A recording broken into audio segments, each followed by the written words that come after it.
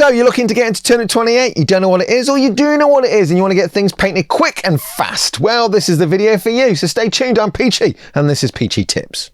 Ho, ho, ho. Okay, Peachy, so what is Turnip28? Well, Max Fitzgerald, the creator of Turnip28, explains it so much better on this episode of Jugs, episode 10. So do consider checking that out. But I'm going to do a brief overview, and probably not as eloquently as the gentleman that is Max. So 1,000 years after the Napoleonic Wars, in a weird, messed up, alternate universe, a giant root vegetable takes over the planet. And what it does is it pretty much wipes out all plant life, poisons all the water, and then wipes out 90% of humanity. And anything else that isn't human kind of gets turned into some weird turnip adjacent thing. It's grim, it's foggy, it's muddy, it's slimy, it's smelly. There are no heroes. Everyone's out for themselves. They, I guess, pray to weird vegetable gods now. Everyone's tatty, they've got uniforms still. Technology hasn't really advanced, it's stagnated, pretty much like the planet. So they're all wearing armor that's very rusty, they've got muskets, they're still wearing shakos and stuff like that. So it's 1,000 years, guys. It's 1,000 years, guys. Surely technology will advance. No, it's not, because the root vegetable's taken over and we've got like all weird chits and roots coming out of our hats. So that is kind of an overview, a very brief overview of Turnip28. Also, from that kind of point of view, is when you are building your collections and stuff, you tend to have like a bunch of leaders, toads and toffs, and then you have like a bunch of troops which are called fodder. And what I really like about the way that Max has done this is you have a handful of these characters, but you basically pick what your fodder is going to be. So it's going to be a brute unit, which is like 6 guys, so that they're a little bit more tougher. It's probably like they get the best food, but you then decide how you're going to arm them. Are you going to give them missile weapons or melee weapons? Nice and simple, no nonsense. The rules are very easy to get into, and you do the same with like your rank and file guys. So you might be like 10 or 12 figures, and again you go, do I give them melee weapons or do I give them missile weapons? And what those look like is entirely up to you. The missile weapons could be bows, they could be handguns, they could be crossbows, they could be some weird potato cannon. It's entirely up to you. But the rules are the rules. They are missile weapons or they are melee weapons. Smart. And you can get like some artillery, you can get some cavalry, different levels of cavalry. So I really like that. It's a very simple way of building a force. Is you have like your leader, which is your toad, some toffs, and then I think 2 toffs, so they all get a unit each, and then your toad gets like 2 units, which is really clever. So you end up having like 4 units and like 3 characters in an average game. So that is quite straightforward, and again, simple ways of just building your units. It's a kit basher's dream as well.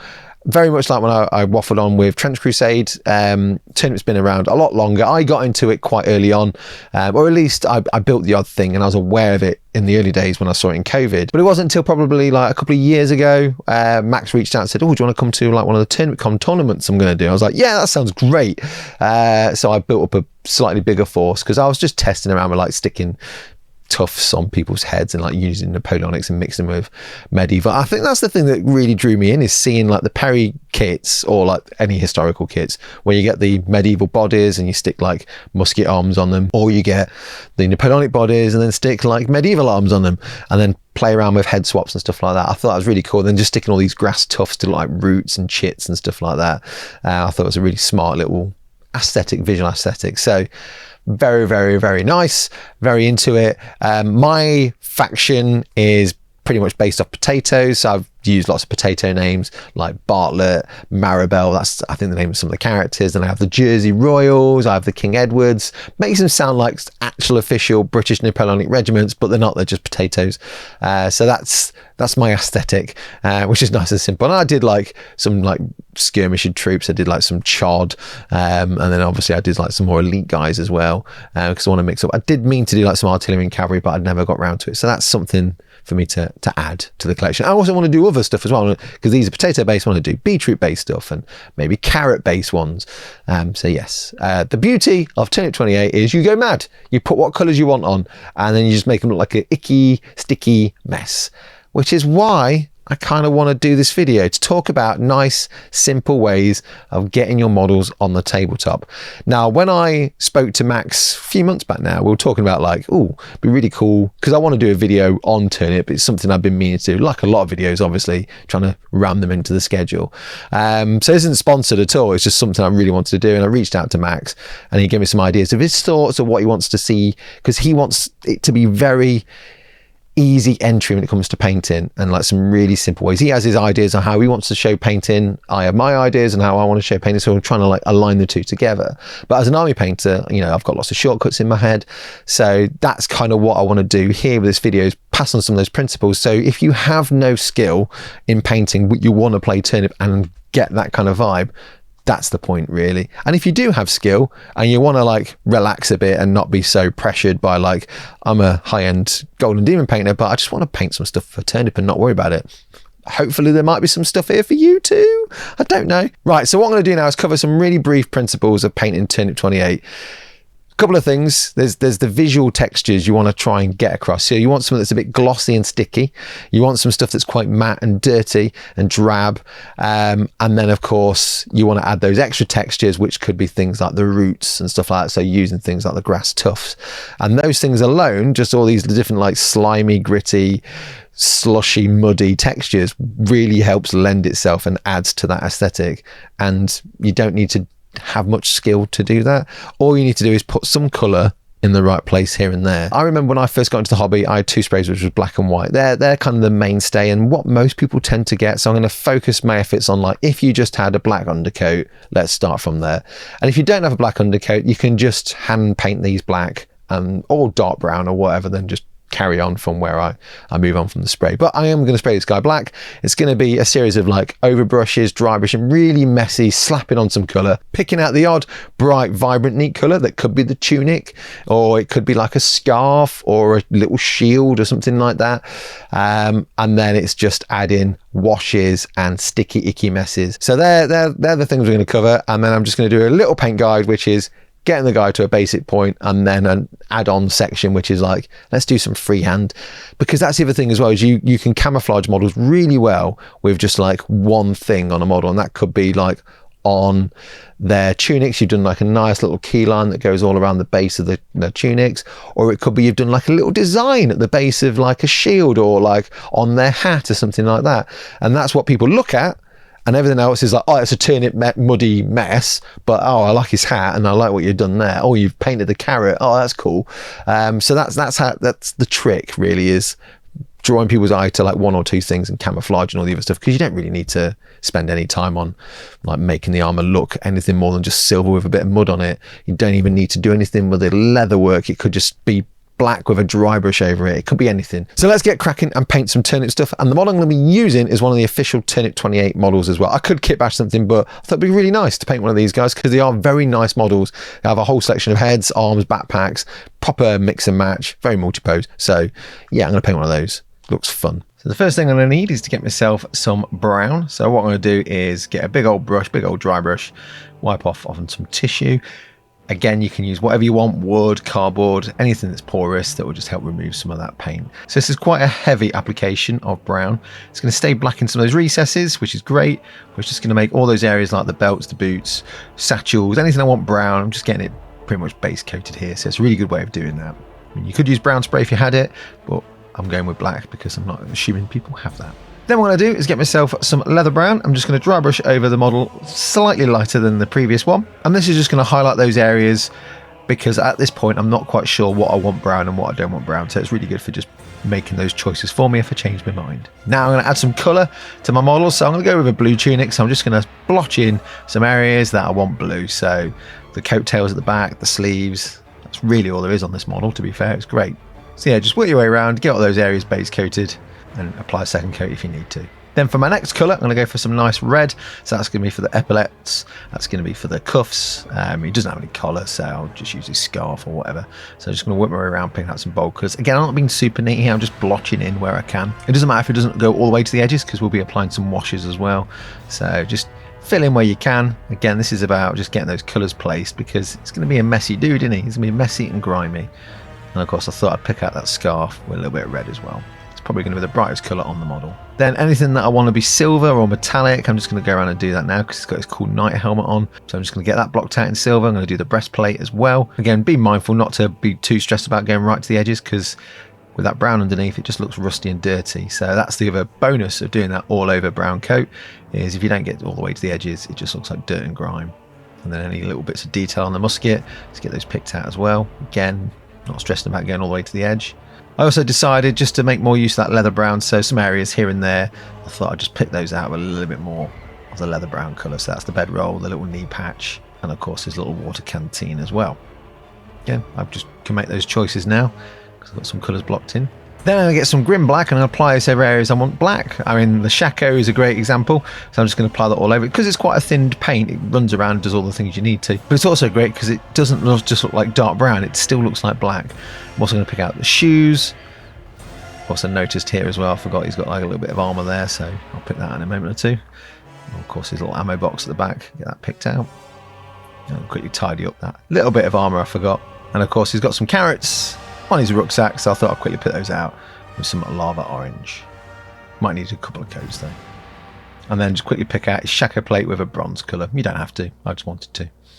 Then I'm going to apply all over with a shade. So I'm using strong tone here. I have thinned it down with water, but you can use the medium that comes supplied with these things. It's basically the strong tone, just without the pigment. So all I'm going to do is just apply that all over quite heavily. It will look quite bubbly in places. That's fine. That just settles down and becomes like liquid. It doesn't like look all frothy. But I do get myself a small brush just to soak up any areas that may be like pooling quite heavily or whatever. I'll just move it around a bit. Then I get some wet ground. Now this is really good for all this sticky, icky mud. So I'm going to apply it onto the base first quite heavily. Because it is a textured paint, you can apply some, let it dry a bit, apply some more, so you can have some really moundy globules of like mud and stickiness, which is great. But I'm just going to keep it just around the feet a little bit. There's a purpose for this, because what I'm now going to do is move some of that up so it looks like his boots and his trousers are all icky and sticky. Now it's also got a bit of a translucentness to it as well, so if you just thin it down a little bit or just like move it around, you can still see some of the details underneath, which is great. What I'm going to do here is apply some with some water, so I'm going to thin it down and apply that over some of the areas of the model. Now it's quite neat to start off with here, that's fine. I'm just placing it where I want it to be, and then I'm just going to get my brush, and then because it's already watered down, move it around a bit, wipe it with my finger or just move it around with the brush. Now it won't dry shiny like it does on the base and like the trousers. It will have a bit of a sheen to it, like more of a satin, but it just looks really icky and grimy. It's just a really nice way of like adding a bit more, well, Turnip28 ick to your models. And then once that's all dry, I'm just going to get myself some of those colours I base coated with and then just reapply. Now this is like the next step kind of thing, so you don't have to do this if you don't want to. I just wanted to do it because I thought it had a little bit more punch to the actual colours on the model. So if you've got like some characters, some toffs, some toadies, then it's great for that, so you can just make them pop out a little bit more. But it's just a really nice simple way of just using those colours you've already used, just to add a little bit more punch.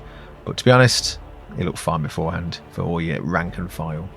So just work your way around, picking out some of those raised areas. So I'm just picking out some of the silver bits here, just so where the light's touching, like on the breastplate, or if I just want it not as icky as I initially put when I put that wet mud on there. Just going to do some little, well, like highlights to make the carrots look more carroty. So I'm just doing like some little horizontal highlights there. Makes it look like gnarly looking carrots. Again, just extra things. Now for that freehanding thing I was talking about, what I'm going to do here is just do a little triangular pattern going round the actual rim of that Shako. So I'm just getting some brain matter beige, doing myself some little triangles. Again, because I'm freehanding this, I'm going to make some mistakes. So if I do make any mistakes, I'll just neaten up where I can and then go back in with that black. Certainly if I've made like some triangles look bigger than others. But just adds a little bit of a visual interest to the model. You could do something different depending on what kind of hat you've got, or you could do some stripes from trousers. I just thought I'd do little triangles because they look quite cool. And then I'm going to get some of that brass that I used for the little plate on his hat. Just pick out the buttons. Again, these are all extra little details that you can do for your characters. I'm just covering them here because I thought it'd be quite useful. Okay, he's got like some little bits on the side of his hat. I thought, you know what, I'll pick those out with bronze as well. And then I just went around and picked out the stitching with some like brain matter beige. Right, next up is to add some tufts. I'm going to add this to the base initially, so I'm just going to find some large tufts. I like to mix up my tuft sizes, so I have like some big bits and some little bits, just to make it a little bit more natural looking. If they're all very similar sizes, it tends to look a bit weird. So apply them to the base first, and then to keep that Turnip28 vibe going, I decided to add some around his shoulders and back and stuff like that. So gives more the vibe of like roots coming out from him, or weird undergrowth growing on him. So added some to the epaulets, added some to his collar. I thought the carrots could do with a few roots or a little bit of vegetation coming from it, even though the plant's probably dead. Then I decided to get that wet ground, thin it down, and then apply it to those tufts. What this is going to do is make those tufts look really icky, sticky and muddy, so they're not like fresh and green, which is perfect for the Turnip 28 setting. So I'm just going to apply that quite liberally to all those areas. Again, I'm probably going to get some of this on the tunic and the shaka. I'm not so bothered by that because, again, it adds that sort of like splattered ickiness. So I'm just going to work my way around, adding it in. And also, when it dries, it will give it a bit of a hardness. And in some places, you can use some neat stuff as well. So certainly around the base, just to fill in some of those gaps, or if you want it a little bit more mounded up. But I also added some of that to the shoulders too. And then when that dries, well, it will look very icky. And again, you can always add some more to the bed rolls and bits and bobs. And there we are. There is our little expendable fodder man for our Turnip 28 game. Not quite decided what kind of like faction this guy's going to be, but I had a lot of fun painting him. And those official looking Turnip 28 models are amazing and great fun to paint as well. So yeah, he's very icky looking, very sticky, but as you can see, getting all those textures across that I mentioned adds quite a lot of visual variety. So yeah, a lot of fun to paint this guy. Really enjoyed that. So there we are, just a few simple principles to get your models on the tabletop. Again, those extra add-ons, you don't have to use them if you don't want to. If you're not confident enough to do that, you might just do that for your characters, not for your rank and file. So it's entirely up to you, but hopefully you got some useful stuff from the video. Also, I wanted to use this opportunity to shout out Max's new Kickstarter, which is called the Shattered Lance. It's an expansion to the Turnip 28 universe. So loads of cool new add-ons in there. So some siege rules. There's like new deities you can add or follow. You got like all these things called wretched artifacts you can add in there as well. And then something to do with a dragon, which sounds exciting. And plus it updates some of the core rules as well, or tweaks some of the things. So if there's a few things that have been like bugging you or whatever, I guess the rules are now tweaked. But yes, it's on now. By the time this video goes out, probably be like 10 days left. So it's worth checking out. Looks really, really good. Some nice cavalry models and some horrendous looking beasts. So if you do like your turnip stuff, definitely worth checking out. And if you do like your turnip stuff, you probably already know it exists anyway, so you've already checked it out. But I thought I'd mention it because it looks fun, and well, I want to support Max because he's a lovely human being, super eccentric, very dark in his mind, but a really nice guy. I don't know, maybe that's why he's so nice, because all this darkness is like poured into a game, which is probably the best actually. But yeah, Turnip 28, love it. I should do more stuff, maybe some battle reports down the line. I keep saying that with everything I talk about. Maybe I should do a battle report on that. Maybe I should split myself into 5 other people, Peach, so I can do that. But I hope you've got some useful tips and hints out of this video, whether you're an expert at painting or not. Hopefully there's something there to get stuff on the tabletop a bit quicker. And that's something else worth pointing out about model agnostic games like Turnip 28 is you can, once you built all this stuff up, you could probably use some of the stuff with Trench Crusade, or vice versa. All the stuff you got for Trench Crusade, you could probably use that with Turnip 28. That's the beauty of these game systems, where you have these cool sort of dark, grim ideas or concepts, but they're kind of, I won't say generic, but usable in lots of different environments and stuff. So like if you've got like the Last War, you want your turnip stuff to look more like World War One, just use your Last War stuff. Maybe you've got all your Turnip 28 guys and you want to use them for baddies for Silver Bayonet. The possibilities are endless, and that's what I really like, and fostering that as a thing that is, you can do that, you know, you are allowed to do that. This isn't the workshop rules where you have to use workshop stuff at their locations, which is fine. You know, I manage the stores for a time. I know that's the rules, that's okay. But also it's okay not to do that. It's okay to use different things in different games, and I'm enjoying doing that. I'm enjoying crossing the streams and grabbing like Games Workshop models and using them in Silver Bayonet, getting my Turnip guys and using them as baddies in Silver Bayonet, and vice versa, and maybe bringing in the odd like weird hat. I mean, I even used some of these official Turnip 28 figures in my Silver Bayonet units actually, so I did like just literally swap the heads around. The heads fittings are slightly different because they've got these cool like little high neck collar scarf things, but it scales well. I've got like a Dragoon to do as well, but yeah, I did a couple. I like the look of it. It is Napoleonic-esque, like we mentioned at the start. So yeah, it's great. And as always, a big thank you to these beautiful people. My days, it's been like 10 months since I started this channel, so thank you to all of you folks going by for supporting me, and everyone on my Patreon and YouTube for supporting me as well. You're all beautiful human beings. And if you obviously don't know about the channel, you're new to it and you do want to support, worth checking out the Patreon as well. We have a beautiful Discord community, and what I do try and do now is do a little video just for Patreon every week, which is kind of like behind the scenes, sort of like waffling on about, well, I call it my workbench weekly, talk about what I'm working on, do some top tips for that week as well, some like hobby clinic based stuff, so people can reach out and go, I really want to know how to paint sheer fabric, got that covered. I want to know how to freehand this. So each week I'll cover different things and show what I'm working on, maybe reveal some secrets here and there, maybe. But as always, I am doing this now, waffling on slowly, so all these words can go by, because there's a lot of you now, which is great. I'm not gonna, scoff at that.